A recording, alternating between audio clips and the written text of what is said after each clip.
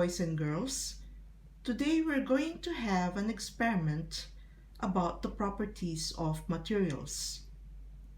And the properties that we're going to observe for today is whether the material is absorbent or waterproof. For this activity, you're going to use the worksheet we have provided you in your Google Classroom. The first material we have is the paper towel. The next one, we have the cotton cloth. The next one is a glass container. In this case, this is the glass bowl. We have the plastic sheet. Then we also have the aluminum foil and a writing paper. We also have a small bowl of water here, and I'm going to use an improvised pipette or a dropper, which is I cut a half of a plastic straw. I will demonstrate to you later on how we're going to use this as a dropper. Now, let's start the activity. Please remember that materials that can absorb water is absorbent, and materials that can keep water out is non-absorbent or waterproof. For the first part of the activity, you're going to predict each of the materials whether it is absorbent or waterproof. Please write your predictions now on the second column of the table provided to you on the worksheet. Pause this video if you need more time to write your answers. We are going to use now the straw, which I cut into half, as a dropper, and we're going to get a small amount of water from this bowl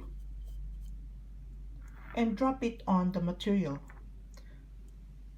We are now going to drop one drop of water on the material, and you're going to record your observations whether the material is waterproof or not. The first one, we have the paper towel. So this is what you're going to do to get a drop of water. Dip one end of the straw into the water, not too deep, just enough to get one drop of water. You will notice that the water goes into the straw. Next step, seal the other end using your thumb, like this, such that you trap water in the straw. Take note that when I take this straw out of the water, I have already here water in the straw, okay, as I seal the other end using my thumb. Okay, now let's do some magic here. Okay, so we have the paper towel first.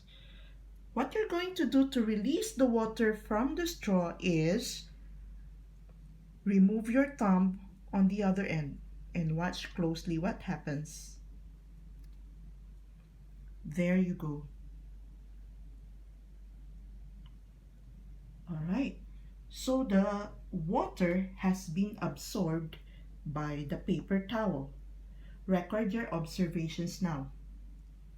We're going to do the same thing again for our next material, which is the cotton cloth. For our cotton cloth, we use a face mask. So again, dip the other end of the straw into the water, just enough to get one drop of water. Seal the other end using your thumb. Okay. Bring it over to the material.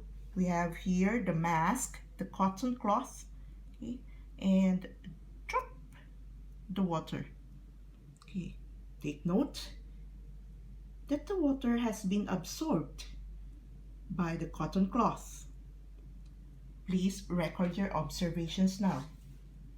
We're going to do the same thing now for the third object we have here, which is the glass container. Here you go. Okay, so water was kept out of the glass. It has not been absorbed by the glass container. So what is it?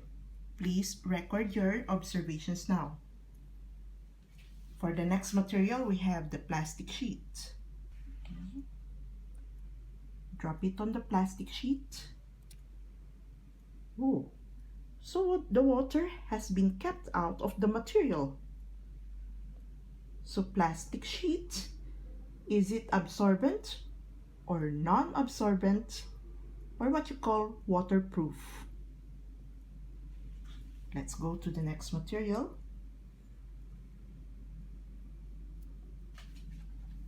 The aluminum foil. Observe closely what happens as I drop the water on it. Is it absorbent or waterproof? Take note that the water has been kept out of the material, which is the aluminum foil. Let's go to the last material, which is the writing paper. Get water again. Bring it over the material. Okay, watch closely now. Oh, there it is. Okay. Was it water kept out or was it absorbed by the paper?